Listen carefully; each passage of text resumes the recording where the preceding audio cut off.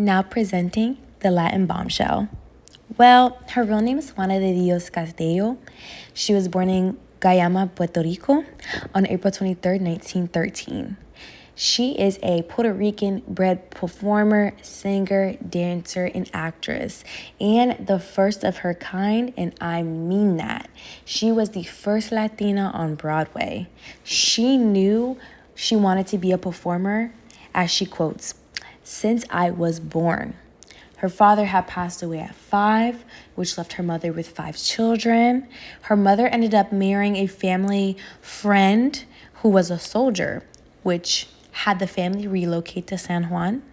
And then she would perform for the soldiers. So she would watch the boats go by off the pier of San Juan, and she would wonder where those boats would go. And she then found out about America. And that's when she said, "I'm going to perform in America."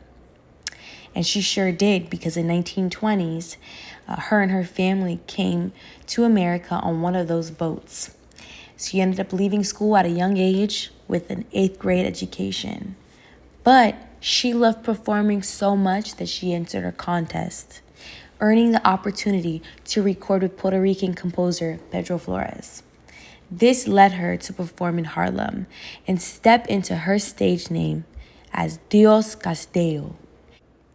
Diosa began collaborating with other artists such as Pedro Marcana. She recorded multiple appearances with the trio before she landed her own gig in 1930s.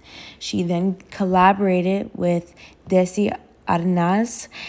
He is a Latino most commonly known for playing the husband on I Love Lucy, Ricky Ricardo. The duo ended up having a good work chemistry.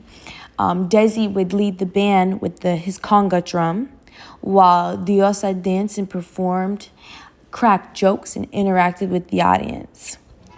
What made her so unique of this time is because not only did she combine Latin dances and songs, but she paired it with comedy in her acts simultaneously.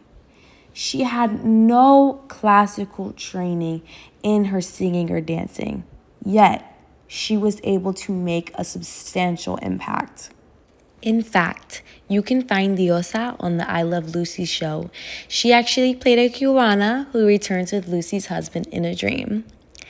In 1939, she makes her first debut performance on Broadway, Too Many Girls, where she performs alongside Desi again and becomes the first Latina to perform on Broadway.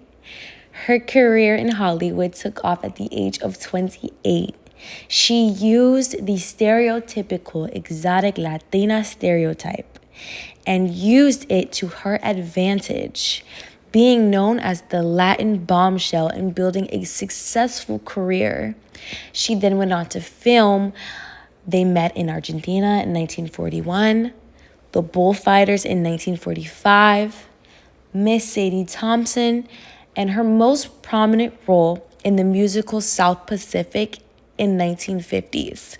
Now, South Pacific became a little bit controversial at the time because it portrayed an interracial couple relationship, and that was still an ongoing conflict in certain states.